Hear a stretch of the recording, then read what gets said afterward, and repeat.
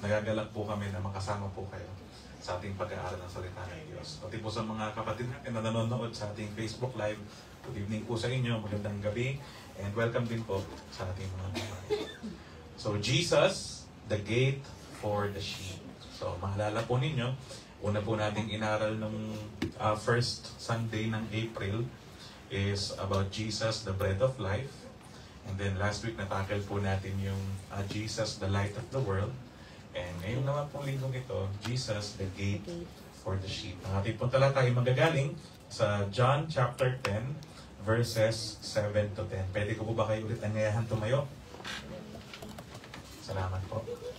So, sabay-sabay po natin basahin. John chapter 10, verses 7 to 10. I tell you the truth, I am the gate for the sheep. All who came before me were thieves and robbers, but the true sheep did not listen to them. Yes, I am the gate. Those who come in through me will be saved. They will come and go freely and will find good pastures. The thief's purpose is to steal and kill and destroy. My purpose is to give them rich and satisfying life. Basahin din po sa Tagalog. Pakatandaan ninyo, ako ang pintuang dinaraanan ng mga tupa. Ang mga nauna sa akin ay mga magnanakaw at mga tulisan, ngunit hindi sila pinakinggan ng mga tupa. Ako ang pintuan. Ang sino mang pumapasok sa pamamagitan ko'y maliligtas. Papasok siya, lalabas, at makakatagpo ng pastulan. Dumarating ang magnanakaw para lamang magnakaw, pumatay at manira. Naparito ako upang ang mga tupa ay magkaroon ng buhay, buhay na masaganang lubos. Maraming salamat po, O Diyos, sa malayang pagkabasa ng iyong mga salita. Dalangin po namin, Ama, na patuloy mo po kaming samahan. Banal na Espiritu, ikaw po ang manguna sa aming mga gawain. At tulungan mo po kami na ibukas po ang aming mga puso na maunawaan po namin ang katotohanan ng iyong mga salita, O Diyos. Ito po yung desire namin, Lord God, ang manatili sa iyong mga salita, ang iyong mga salita, Lord God, ang maging patnubay po namin, maging gabay po namin sa araw-araw ng aming mga buhay. Palakasin mo po kami, Ama. Tulungan mo po kami na maisabuhay ang lahat ng ito. Nang sa ganun, O Diyos, ay makasunod po kami sa iyong kalooban. Maraming salamat po. Ito po ang aming dalangin sa pangalan ng aming Panginoong Jesucristo. Amen. Amen. Makaka na po kayo. Pakatandaan ninyo, ako ang pintuang dinaraanan ng mga tupa. Ang mga nauna sa akin ay mga magnanakaw at mga tulisan. Ngunit hindi sila pinakinggan ng mga tupa. Ako ang pintuan. Ang sino mang pumapasok sa pamamagitan ko ay maliligtas. Papasok siya at lalabas at makakatagpo ng pastulan. Dumarating ang magnanakaw para lamang magnakaw, pumatay at manira. Naparito ako upang ang mga tupa ay magkaroon ng buhay, buhay na masaganang lubos. So, familiar po tayo lahat doon sa John chapter 10, verse 10. Ano yan, may maaari ang ilan sa atin, ito ang ating life verse na kung tawagin, yun talagang pinanghahawakan sa ating mga buhay. So, true enough, napakaganda ng pangako ng Panginoon Diyos na ang ating kaaway ay naparito, ang magnanakaw ay naparito upang magnakaw, pumatay at manira. Pero ang Panginoong Jesus ay naparito para magkaroon tayo ng buhay. Isang buhay na masaganang lubos. So, napakaganda pangako ng ating Panginoong Jesucristo. Amen po ba? Amen. So, ating pong pag-aaralan, ano ba yung konteksto ng mga talatang ito?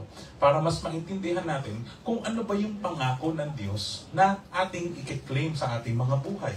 Di po ba? Kasi may mga nagsasabi, di ba sabi naman ni Lord Jesus, buhay na masaganang lubos. Di ba yun yung buhay na may house and lot. Masaganang lubos di yun yung buhay na may sasakyan. Wow. Yun yung buhay na talagang may mga investment. Na nakapag-corpa ka. Hindi yung buhay ng masaganang lubos. Aalamin po natin, ano po ba ang katotohanan ng salita ng Diyos, yung tamang konteksto ng mga talata, para maunawaan natin kung ano ba yung kahulugan ng buhay ng masaganang lubos na ipinangako ng Panginoong Yesus. Amen po ba? Amen. Sige po. So, kung magbabalik-aral po tayo ng mga nakaraang linggo, there are 7 I am statements of our Lord Jesus in the Gospel according to John. Ito po yung 7 yan, na andun tayo sa pangatlo. I am the gate, o sa ibang salin, I am the door for the sheep. Sa John chapter 10, verses 7 to 10. Ngayon, pinapaulit-ulit ko po sa inyo na very significant itong mga I am statements na ito. Dahil Jesus does not only say the word I am just for the sake of saying the words I am, but He is trying to put the words I am into its proper context. Jesus is claiming to be the great I am from the Old Testament. Nung nagpakita ang Panginoong Yahweh sa Exodus 3, God replied to Moses, I am who I am. Say this to the people of Israel, I am has sent me to you. Naintindihan po ng mga Pariseo itong statement na ito ng Panginoong Jesus. Naintindihan nila. Pag sinasabi ni Jesus na I am the bread of life, I am the light of the world, naiintindihan ito ng mga Hudyo nung panahon na yun. Sa panahon natin ngayon, parang wala lang, I am, okay Lord, you are the bread of life, you are the light of the world. But during their time, pag sinabi ni Kristo na I am, nagigets nila yung ibig sabihin. Alam nyo mo paano natin nalaman na nagigets nila? Kasi nga, ready na sila. When Jesus said, I tell you the truth, before Abraham was even born, I am, at that point, they picked up stones to throw at Him. But Jesus was hidden from them and left the temple. Naintindihan nila pag sinasabi ni Kristo na I am, nagigets nila yun. Jesus is claiming to be one with the Father. He is claiming to be Yahweh from the Old Testament. Kaya nga ang hatol kay Kristo, blasphemy. Naka-ready na yung mga Hudyo para batuhin ang Panginoong Jesus. Diba ba? So very powerful itong mga I am statements na ito. And that's why, inaaral po natin. Inaalam natin ano ba yung konteksto nitong I am. And ngayong linggo nga ito, I am the gate for the sheep. Amen po? Naunawaan po ba natin? Praise God. So, para mas maunawaan pa natin ng mas malalim, itong kahulugan ng sinabi ng Panginoong Jesus, bigyan ko po kayo ng halimbawa ng isang sheep pen or sheep pen nung ancient times. Kasi ngayon, may mga ano na ngayon, may mga electric wire na yan. Hindi ka na makakatawid dyan basta-basta. Yung mga pastulan ng mga animals, lalo sa mga farm, may mga high-tech na ang kanila. Pero in the ancient times, lalo-lalo na sa ancient Israel, ganito po ang mga itsura ng kanilang mga sheep pen. Bato-bato lang yan. Oo, bato-bato lang. Magtatayo lang sila ng mga bato, tapos papaligiran lang nila yan, tapos meron lang isang uwang sa gitna, para syempre, doon maglalabas-masok ang mga tupa. So sa gabi, safe na safe ang mga alagang tupa ng mga pastol. Sa umaga, aalpasan sila ay papahayaan na kumain, mangain ng mga damo diyan, ililid sila doon sa mga balon para uminom ng tubig. At bago maghapon, bago magdilim, ibabalik na ulit sila ng kanilang mga pastol sa loob nitong mga sheep pen na ito. Naunawaan po ba natin? Imagine niyo lang na naandun tayo sa ancient Israel. So, alam natin that sheep are helpless animals. Makailang sermon na rin tayo tungkol sa mga tupa. So, naintindihan na natin na yung mga sheep na yan, kung tutusin talaga, wala talaga silang wala silang kakayahan para gawin yung mga bagay sa kanilang sarili. Kakain lang yan pag naandyan. Kaya nga sa mga parable ni Jesus, may mga nawawalang tupa. Diba? Yung mga aso, hindi naman mawawala yan eh. Babalik at babalik. Lalo yung pusa. Kaya nga pag yung pusa, sinasako pa yan. Babalik pa din. Para mailigaw mo lang eh. Tapos dali mo doon sa kabilang barangay, alpasan mo, babalik at babalik pa rin. Di po ba? Pero ang mga tupa, hindi ganun. Very helpless ang mga tupa. Wala sila nang tinatawag sa mga animals na homing instinct. Wala silang ganun. Sa Pilipinas, yung mga nakakakilala ko doon, meron silang mga kalapati. Diba? Magta-tricycle hanggang doon sa kabilang barangay, aalpasan nila yung kalapati nila. So maya-maya andun na ulit sa bahay nila. Nakakauwi na ulit. Diba? Yun yung mga ganun nila itinatrain eh. Nagte-train sila ng mga kalapate, ilalayo nila, siguro 1 kilometer, alpas, uwi. Tapos this time, 2 kilometers, alpas. Nakakauwi, nakakabalik. Meron kasi silang mga homing instinct kung tawagin. Alam nila kung saan sila nakatira, alam nila, familiar sila doon sa kanilang kapaligiran. Yung mga tupa, walang ganun. Kaya naliligaw. Marami, may parable si Jesus, yung parable of the lost sheep. Ikaw ba naman Ay, sige, gagala kayo, punta kayo ng Corpacan, halimbawa. 7 kayo, 8. Ikaw ba naman, may mga kasama kang tao, maliligaw ka pa ba? Ayun ang mga tao, punta ako doon. Diba? Imagine mo yung tupa, 99 na ang kasama. O dahil nga wala silang helpless animals nga sila, yung isa nawawala pa. Siyam na yung kasama nila. Diba? Wala silang very helpless and very dependent. Di po ba? Wala rin silang kakayahang depensahan yung kanilang mga sarili. Pagka naandyan na yung mga mababangis na hayop, ang gagawin ng mga tupang ito, magkukumpulan lang. Magsisiksikan lang. Hindi sila meron mga klase ng tupa na may mga sungay, yun, mga lumalaban yun, yung ram kung tawagin. Ewan ko kung type ba siya ng tupa or goat na family na ng goat yun, hindi ko lang sigurado, pero may mga sungay na yun. Siguro lumalaban yun.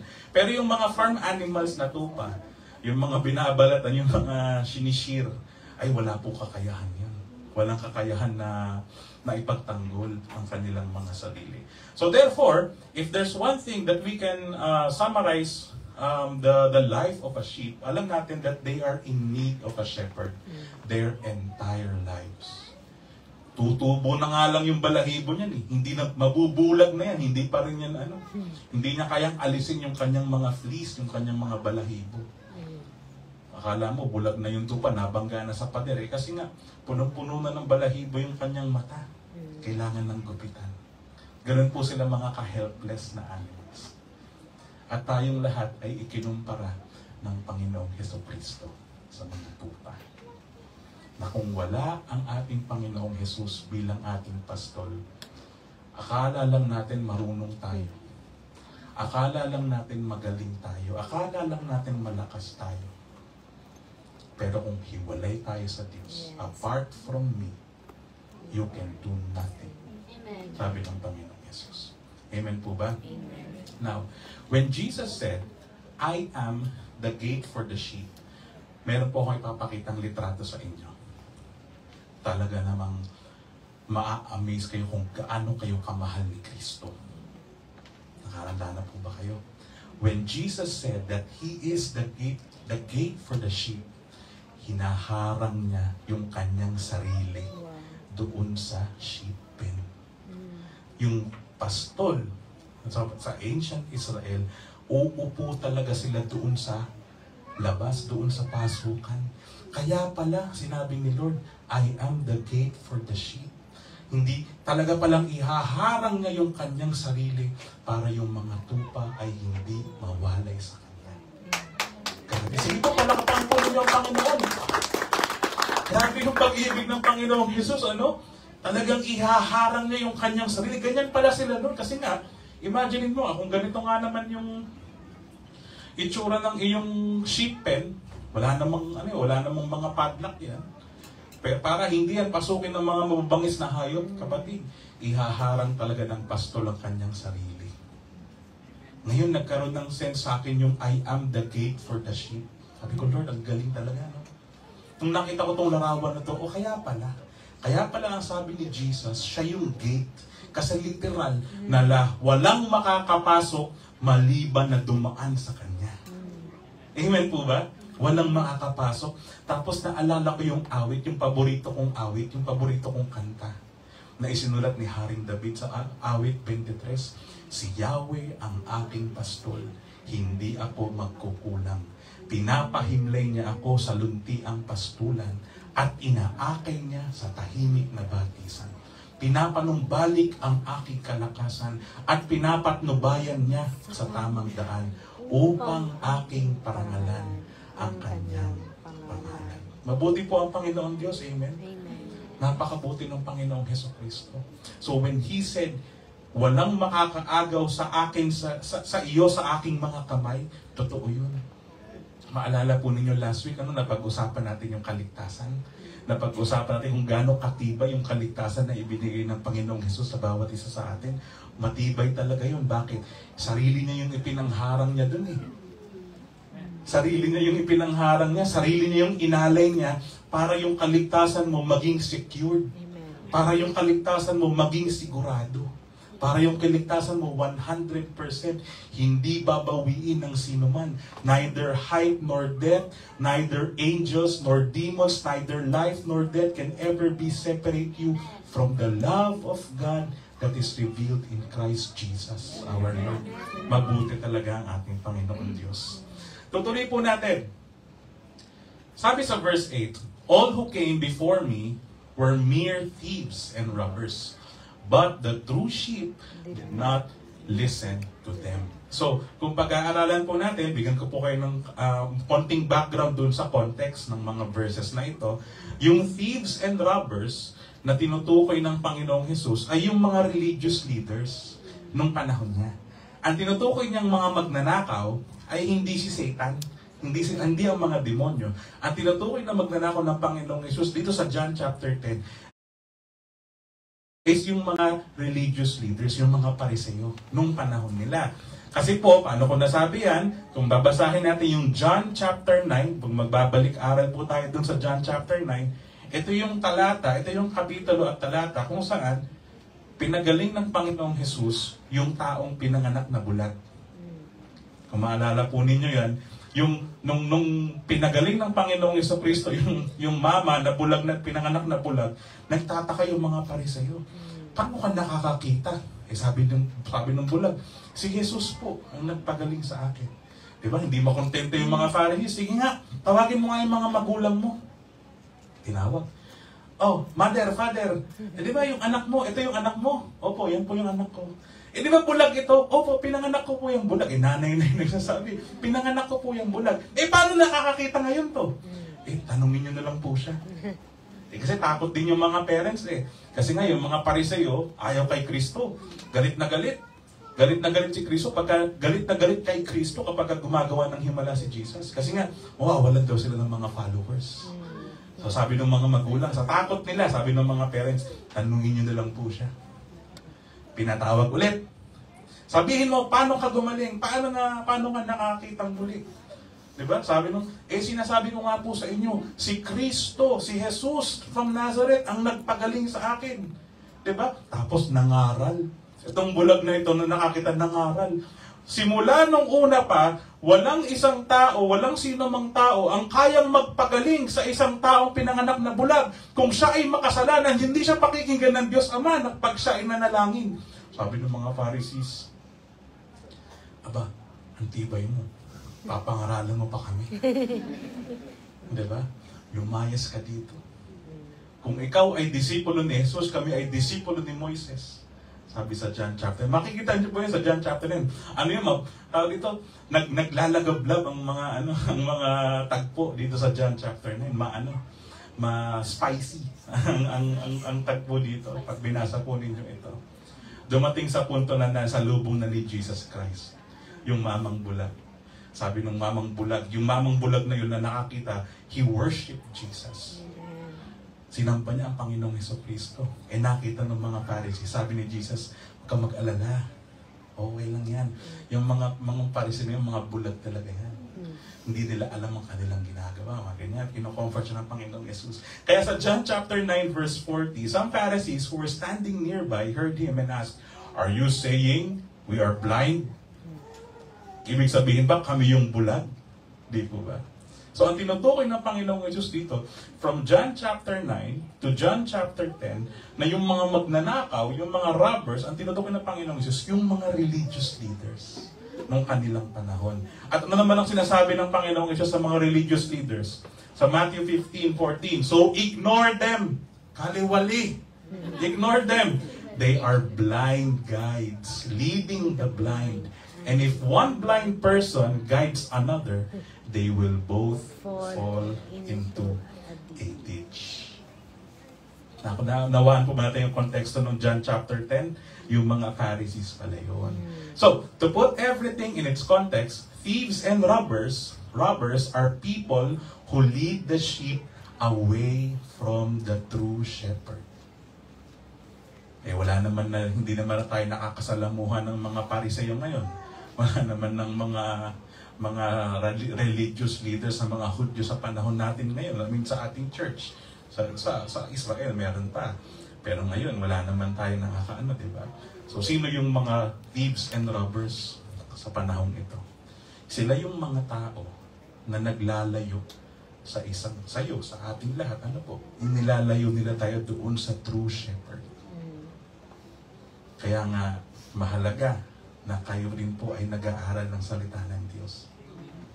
Hindi po pwedeng maniniwala lang po kayo kung sino nakatayo dito kahit ako pa.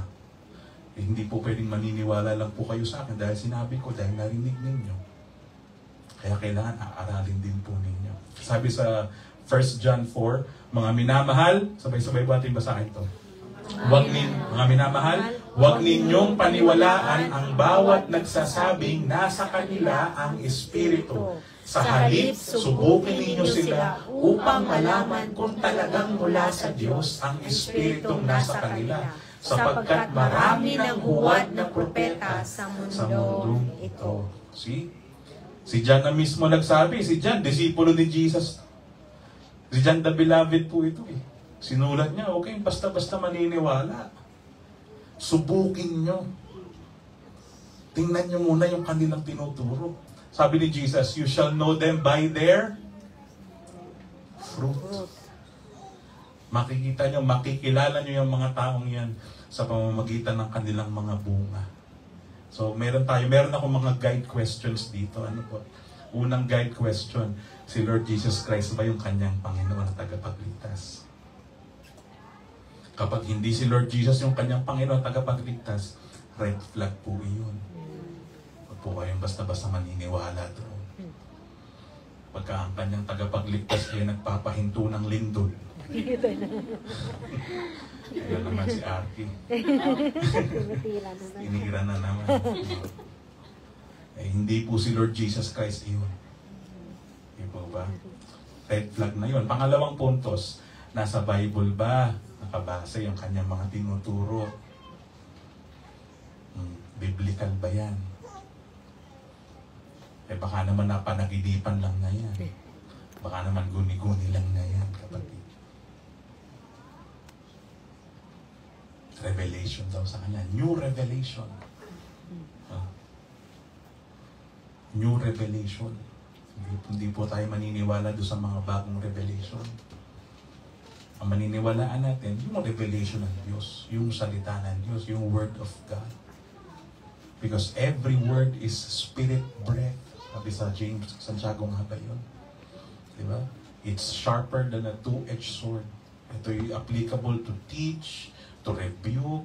Diba? Magagamit mo yung salita ng Diyos para malaman mo kung ano yung katotohanan. So kung yung tinuturo ni Arky ay hindi na nakabase sa Bible, iwan nyo na po ako. Kasi maililigaw ko po kayo. Kung hindi Biblia yung ating pagbabasihan. Kung maniniwala lang kayo sa mga napanaginipan ko, nanaginip ako kagabi. Sabi ng Panginoong Jesus, ibukas nyo ang inyong mga pitaka. Uwian na. Uwian na. Diba? So, nasa Bible ba yung tinuturo sa inyo? At pangatlong tanong, para maunawaan natin, maayos ba yung personal na buhay niyan? Maayos ba yung pamilya niyan? Hindi po ba? Kasi, one of the requirements na pagiging isang leader sa simbahan is yung kaayusan ng pamilya na iyong kinabibilang. Yung kaayusan ng iyong mag-anak. Hindi po ba? Napakasimple lang naman eh. Kung ang asawa mo ay kada pa pupunta sa church merong sunglasses dahil may tinatakpan, hindi ka karapat dapat sundin. Amen po? Mabagsik na katuruan ito. Tama naman yun. Eh kasi kung hindi mo nga mapangalagaan yung pamilya mo, paano ba papangalagaan ng kawan na ibinagkatiwala ng Panginoon Diyos? So one of the requirements, ito, para sa akin, top to. Tingnan mo yung personal na buhay. Divorced ba yan? Hiwalay ba sa asawa yan? May kinakasama ba yan? Di po ba? Para maintindihan natin, ano ba yung kanyang personal na buhay? Sabi ni Jesus, you shall know them by their fruit.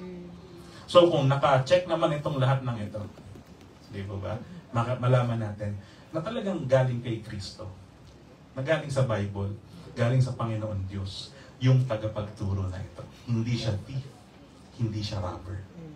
Amen po ba? Ito po ay, ito po ay checklist lamang, madali ang checklist lamang kung paano natin susukatin kung talaga bang paniniwalaan mo yung taong yan, karapat-dapat bang sundin yung taong yan, karapat-dapat bang paniwalaan yung kanyang mga itinuturo. Ito po yung simpleng checklist lamang. Ano po, para po magkaroon kayo ng idea kung sino yung mga magnanakaw. Nagkalat yan, kapatid. Marami yan sila. Magbukas ka lang ng Facebook mo eh. Very recently, nakakita ako ng video. Sa ibang bansa naman yun. Easter service. Yun ang kanilang tawag, Easter service. Parang Easter play. Yun ang kanilang ginawa.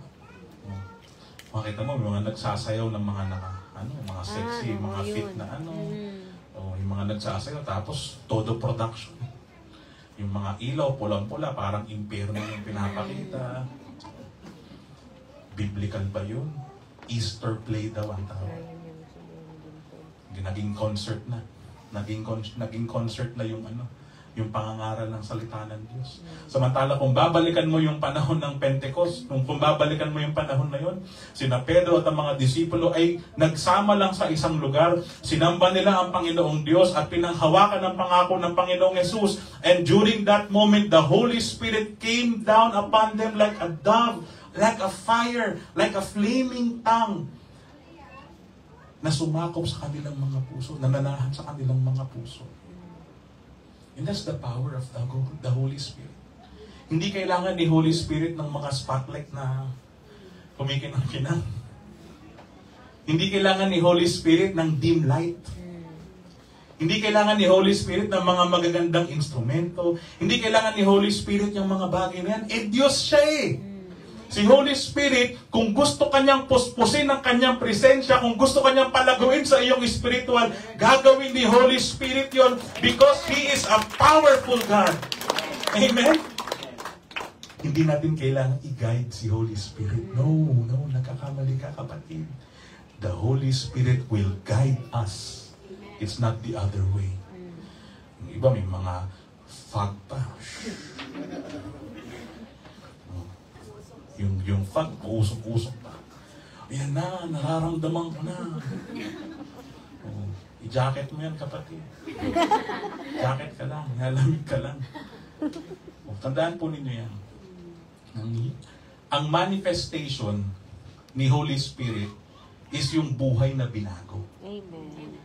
For me, that's the truest form of God's manifestation in a life of a believer. Yung buhay na nagbago. Amen. Hindi yung mga tumitindig ang balahibo, lahat na ng buhok sa katawan mo nagtindigan, nakakakilabot, ang sarap sa presensya ng Diyos. Hindi yun ang presensya ng Diyos. Mag-jacket ka nga lang. Mawawala yan, kapatid. Diba?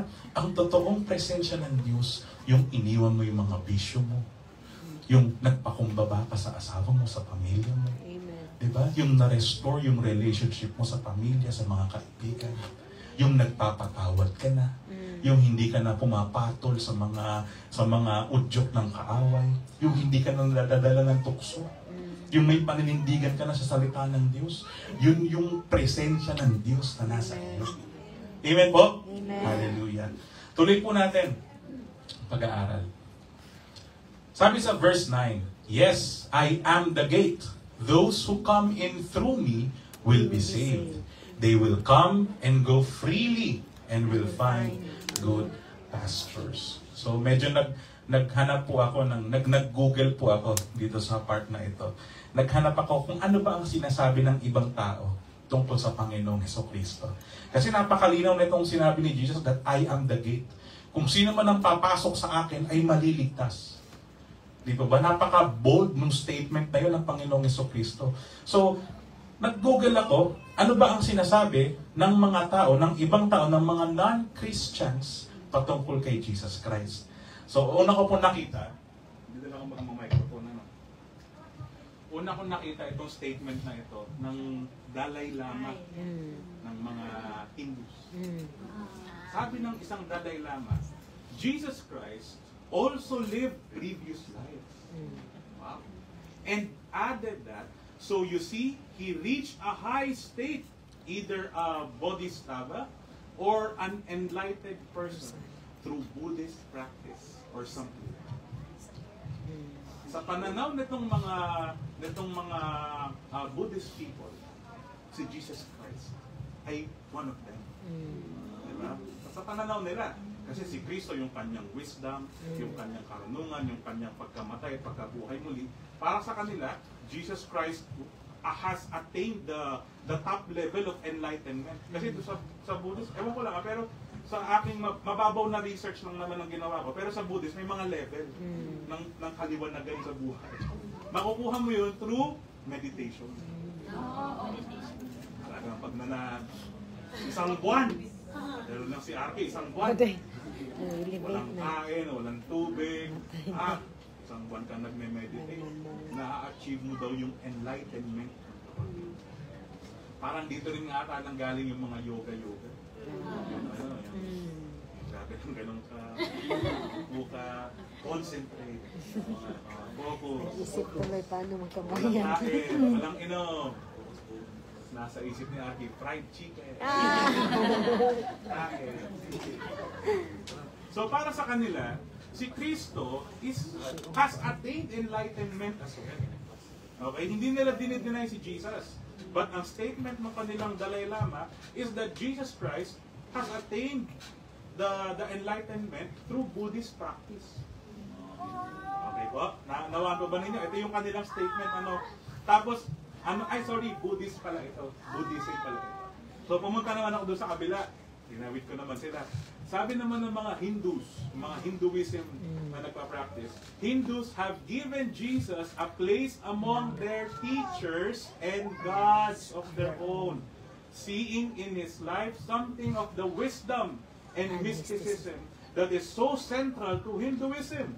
Christians in India also make use of the concepts provided by Hinduism when they wish to express the meaning of Christ.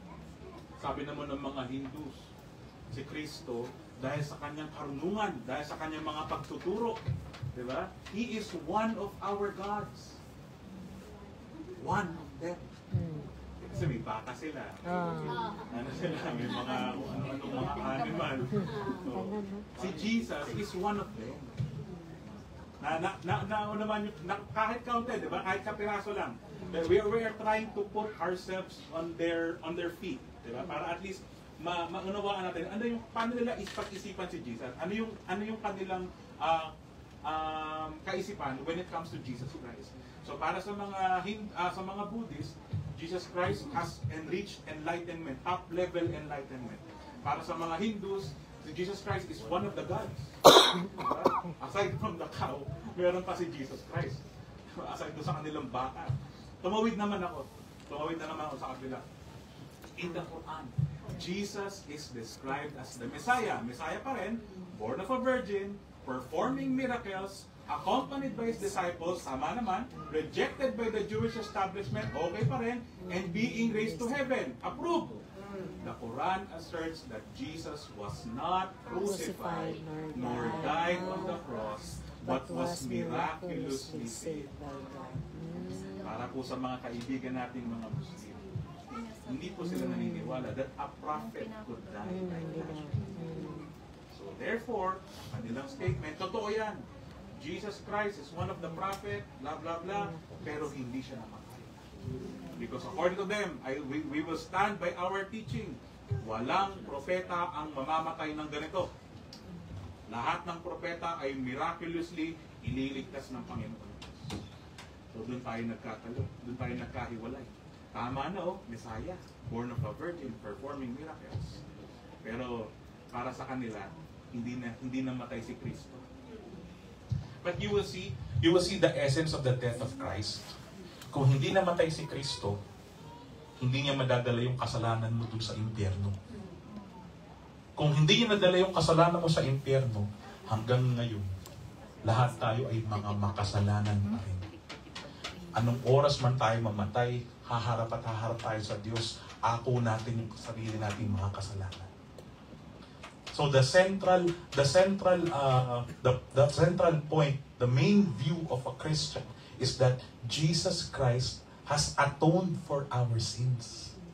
Diba? Yung ating mga kasalanan ay ipinukol lahat ng Diyos Ama kay Kristo. Nang sa ganun, dalhin ni Kristo sa kailaliman ng ating mga kasalanan at sa kanyang muling pagkabuhay, lahat ng nanampalataya sa kanya ay malinis na. Yun yung sentro ng ating pananampalataya. Sige po, palakpakan po ninyo ang Panginoon Diyos. That's the center of our faith. So without the death and the resurrection of Jesus Christ, well, Jesus Christ might be just one of them. Di po ba? Para sa kanila, si Kristo ay propeta. Propeta lamang. So nakita natin kung paano yung tingin nila kay Jesus Christ, di po ba? For the Buddhists, Jesus Christ reached high state of enlightenment. For the Hindus, Jesus Christ is one of their teachers and gods. For the Muslims, Jesus Christ is one of the prophets. Kapatid, most world religions agree that the Lord Jesus Christ is one of them. Di po ba? Kahit nga ata yung mga Rizaleño sa Laguna eh. Kilala pa rin nila si Jesus Christ. Di ba? Sasabihin siguro nila, si Jesus Christ is another resurrection, si Jose Rizal ay another resurrection of Jesus Christ. Di ba? All of them, they are claiming that Jesus Christ is one of them. Nakuha niyo ba yung logika natin? Gusto kong ibahagi sa inyo. Pero tanungin mo si Kristo, what did Jesus say about Himself? Sabi sa John 14, sumagot si Jesus, ako ang daan, ang katotohanan, at ang buhay. Walang makakapunta sa Ama, kundi sa pamamagitan ko. Kapatid, kanino ka maniniwala? Doon sa mga nagsasabi that Jesus is one of them? O kay Kristo na nagsabi, ako lang ang daan. Walang ibang daan, walang makakapunta sa Ama maliban sa akin. Amen. Amen? Napakabuti ng ating Panginoon Diyos for revealing this truth to you and me. Na naunawaan natin that apart from Jesus Christ, walang kaligtasan ng sino man sa atin. Huwag na po kayong lumayo-layo. Huwag na po kayong magpakalayo-layo. May mga siguro may mga nag-iisip pa na ay, baka tama itong relihiyon ito. Baka tama itong relihiyon ito. Baka naman tama ito. Diba? May mga ganun. Ako man pag nag-aaral ako ng Word of God, paano kung totoo talaga itong sinasabi ko? Paano kung totoo itong sinasabi ng kapila? Kasi mapapa-evaluate ka because you are thinking. Tama naman yun eh.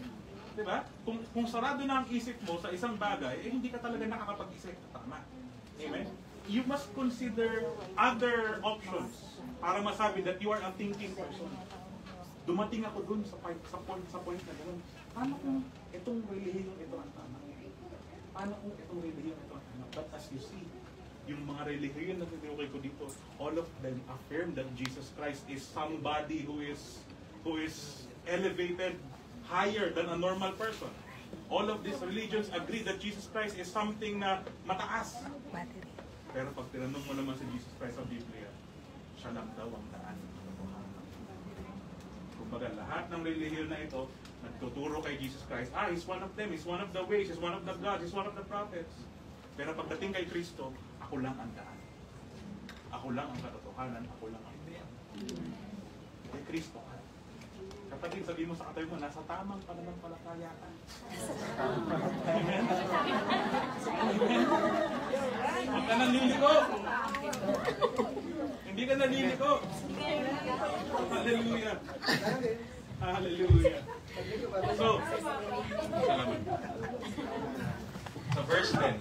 The thief's purpose is to steal and kill and destroy. My purpose is to give them a rich and satisfying life. ang mga bulaang propeta at tagapagturong ito ay ito yung mga maglalayo sa atin sa Diyos. Itong mga robbers, itong mga thieves na tinutukoy. Alam niyo paano kanila ilalayo sa Diyos?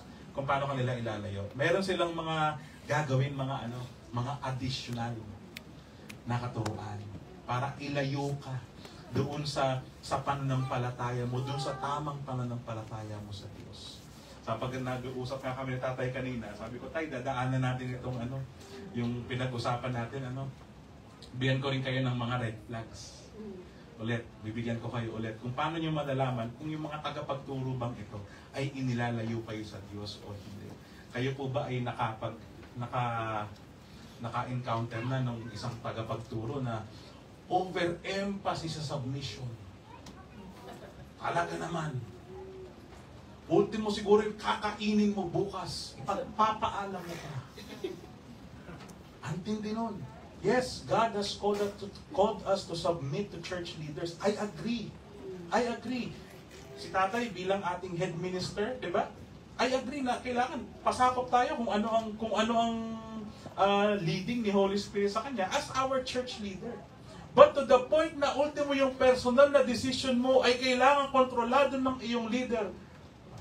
Red flag yan, kapatid. Red flag yan.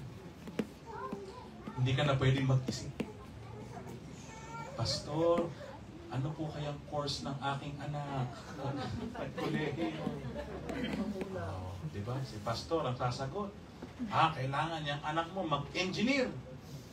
Kailangan niyang anak mo mag-doktor. May mga ganun po. Siguro natatawa kayo or baka na-confuse kayo, parang saan ba ganun? Praise God, hindi nyo pa sila naranasan. Praise God. Diba? Hindi nyo pa sila naranasan. Pero may mga mangilan-gilan dito siguro na nakaranas na ng gano'n. Yung hindi ka na makapag-desisyon.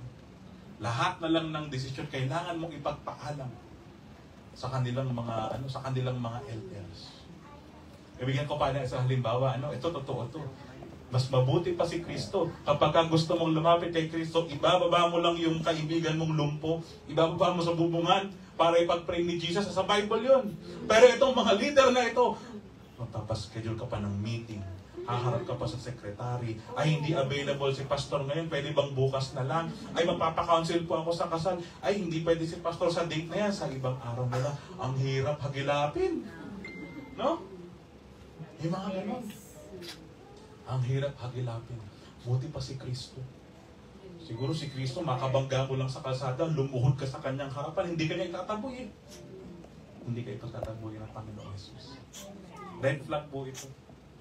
Pagdating sa mga magnanakaw at mga thieves and robbers. Ano pa? Ito, matindi ito. Kasunod. Grabe ang emphasis sa tithes. Talaga naman. Ibang-iba. Tithing, 10%. Ito po, gusto ko pong ibahagi sa inyong katotohanan ng salita ng Diyos. Okay po. Alam ko po na ang iba sa inyo ay nagbibigay pa ng ikapo or tinatawag nyo pang ikapo or tithes yung inyong mga handog sa Panginoon Diyos. Pero para sabihin ko po sa inyo, yung 10% ng inyong sahod, that's not tithes. Hindi po biblical yan. Hindi ko po tinuturo yan dito sa ating harapan na yung 10% ng salary mo, ang sahod mo ay 3,000, yung 300 ay sa Diyos. Hindi po ganun yun. Hindi po tithes yun.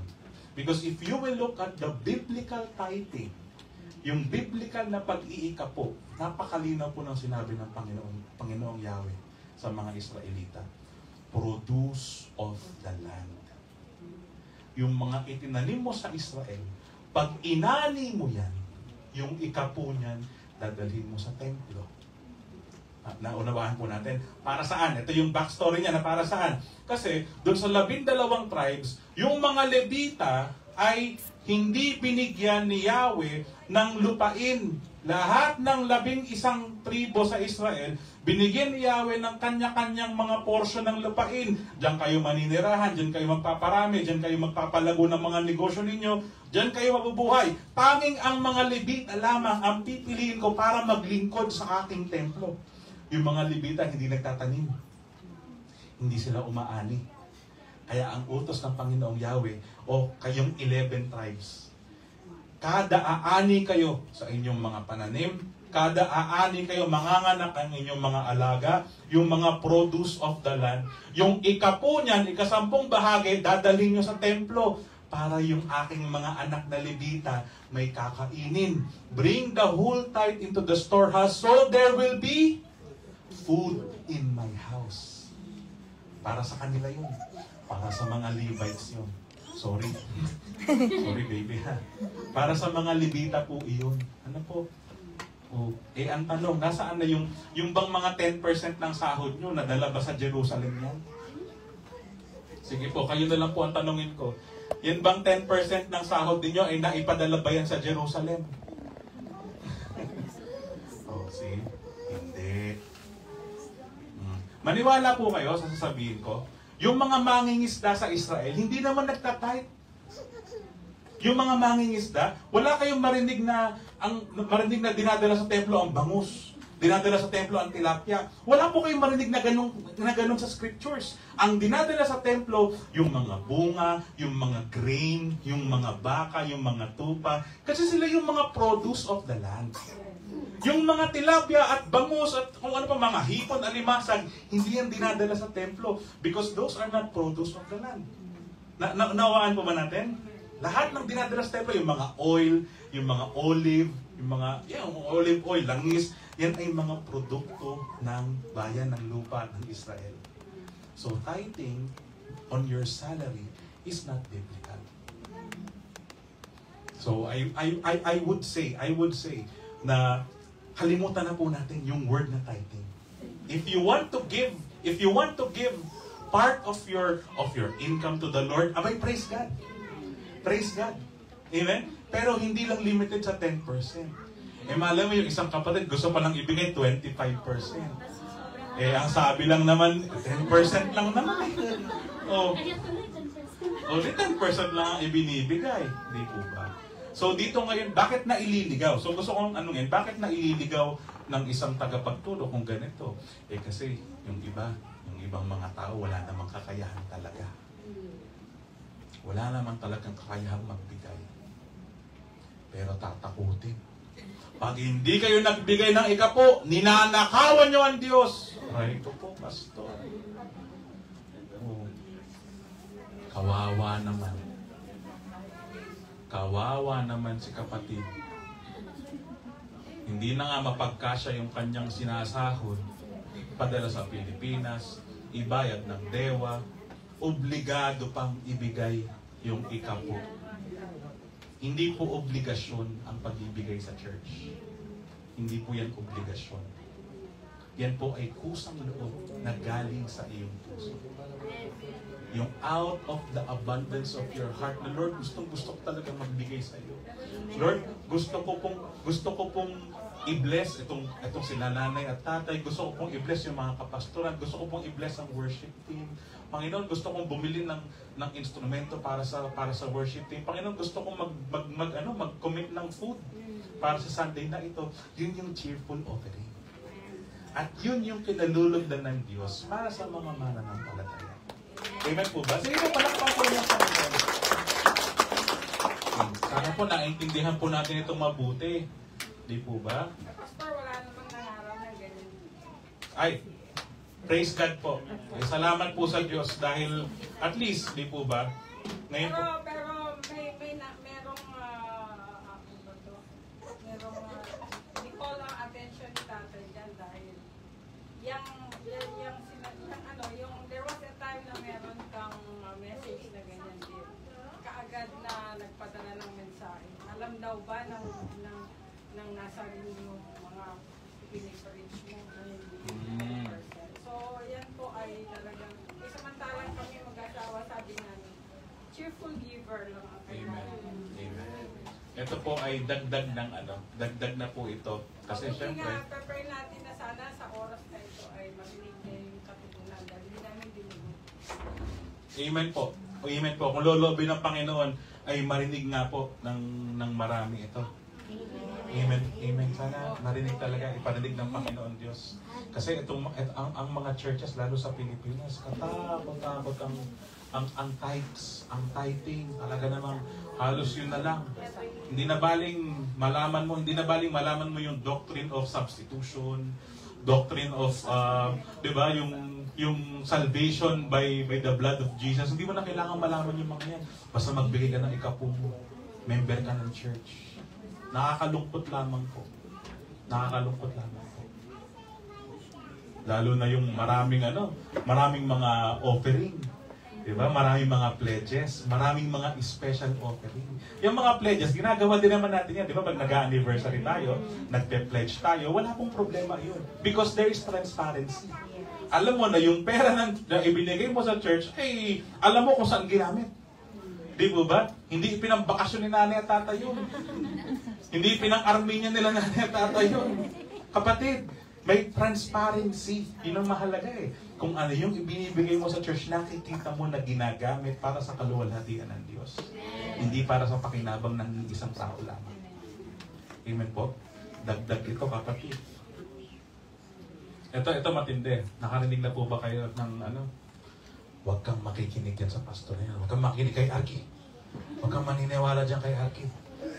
Thanks ka lang. Ibigay mo lang ng 10%. 10% lang. Huwag kang maniniwala dyan kay Arky. Ito matindi. Ito kasinungalingan ito. Narinig nyo ba yung baka matransfer ang spirit niya sa inyo? May transference of spirit. Narinig nyo na ba yun? Huwag kang makihalubilo dyan sa mga yan. Baka yung espiritu niyan ay mailipat sa iyo. Kapatid, merong isang pagkakataon lang na lumipat ang espiritu sa Biblia. Nang pinalayas ng Panginoong Jesus si Legion, yung nakakadami-dami mga demonyo sa katawan ng isang tao na nasa Gerasenes at inilipat doon sa lupon ng mga baboy. Yun lang yung kaisa-isang pagkakataon sa New Testament na may nag-transfer na spirit. Yun, salamat po. At nahulog lahat, namatay lahat. Yung mga spirit na yun, umalis din namang lahat. Oh. Huwag kang makinig dyan. Baka malipat yung katigasan ng ulo niyan, mailipat sa'yo. Sige ka. Hindi po ganun. Para sabihin ko po sa inyo, di ba, umaalala nyo last week, si Holy Spirit ay nasaan? Nasa atin.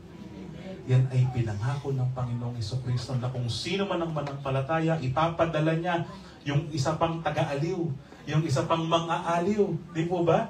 Yung isa pa na nasasama sa atin at yun si Holy Spirit. At si Holy Spirit, hindi siya aalis sa iyo, kapatid. Oh, paano matatransfer ang Spirit sa iyo kung si Holy Spirit ang nasa puso mo, ang nasa iyong katawan, kapatid? Hindi uubra yung mga evil spirit na yan. So, wag po kayong maniwala dyan sa mga transfer of spirit na yan. Sabi sa Bible, greater is God, greater is He who is in me than the demons or Satan, than He who is in the world. Mas makapangyarihan po si Holy Spirit. Hindi po lilipat sa inyo yung espiritu ng kung ano-ano na yan. Hindi po yan makakalipat sa inyo dahil makapangyarihan ng ating Diyos. Kasi kung nakakalipat yung mga spirit na yan, para bagang napakahina naman ni Lord. Di ba? Kala ko ba, Lord, tinubos mo na ako sa aking pagkakasala. Bakit ganito? Bakit makakatransfer pa pala yung mga spirit sa akin? Hindi na. Nang kalagan ni Jesus Christ yung mga demonyong yan, yung sinabi niya yung strong man, kinalagan yan eh. Kinalagan ng Panginoong Jesucristo sa kanyang parable yan eh. Nang kalagan ng Panginoong Jesucristo yan, yung demonyo na yan ay umalis na. Oh. Babalik yung demonyo kung makita ng demonyo na yung puso mo ay walang laman. But when you accept our Lord Jesus Christ, the Holy Spirit has been given to you. Amen? Sige po, palakpakan natin ang Panginoon. Sabi sa Mateo 23 verse 4, they crush people with unbearable religious demands and never lift a finger to ease the burden. Katakot-takot naman kasi yung requirement ng mga Pharisees sa mga tao. Diba? Katakot-takot. sabi ng Panginoong Jesus, naglalagay lang sila ng pahirap sa tao. Yung mga religious demands na yan, nagdadagdag lang sila ng pahirap sa mga tao. Hindi nila tinutulungan yung tao.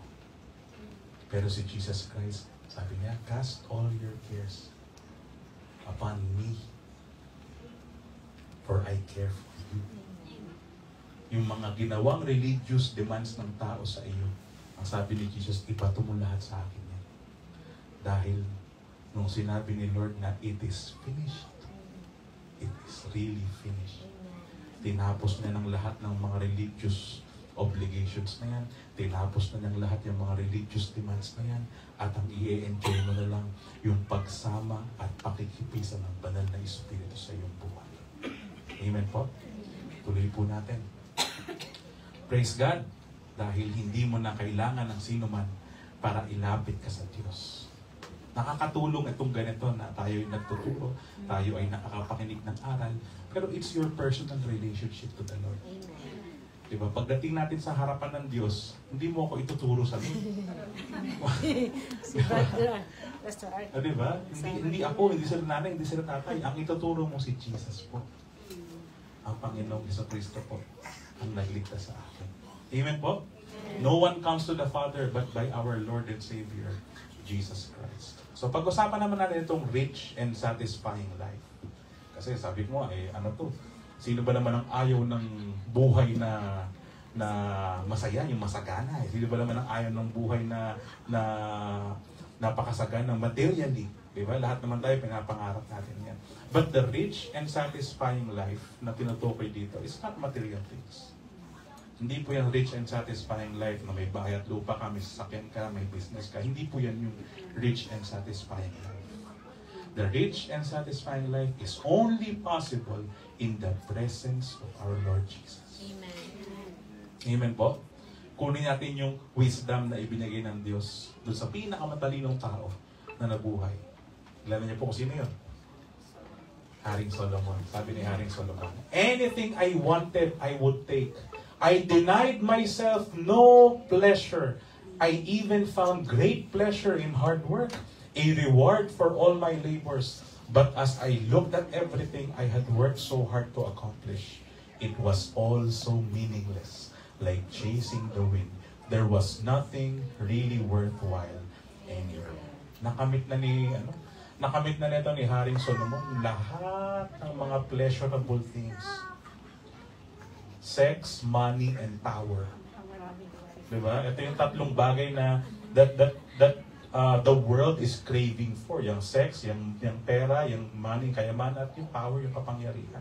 Yung tatlong yan, nakuha lahat yan ni Haring Solomon. 1,000 ang asawa nito 300 wives, 700 concubines. Sa Bible po yun.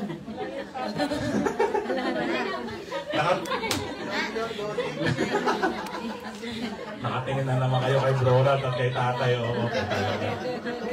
Nasa Bible yun. 300 wives, 700 concubines.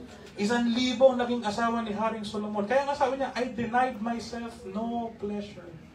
Lahat ng masasarap sa laman ay sinubukan ko, kinuha ko, in-enjoy kong lahat yan. But everything is meaningless. Alam niyo kung saan niya nakita yung meaning? Kung saan niya nakita yung purpose? Doon sa verse 24. Then I realized that these pleasures are from the hand of God. For who can eat or enjoy anything apart from Him? Ibig sabihin, yung rich and satisfying life talaga, makukuha mo yan sa presensya ng Diyos. Amen. Amen? Kahit walang-wala ka ngayon o masaganang ang kabuhayan mo ngayon, yung rich and satisfying life is found in the presence of God. Amen po. Pwede po bang lahat ay tumayo?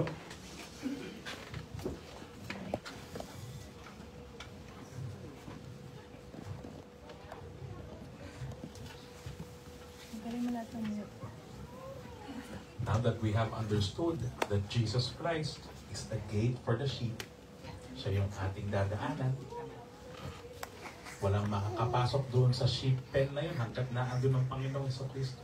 Protektado ka ng Panginoong Jesucristo. Sa pagbasa po natin itong awit 23,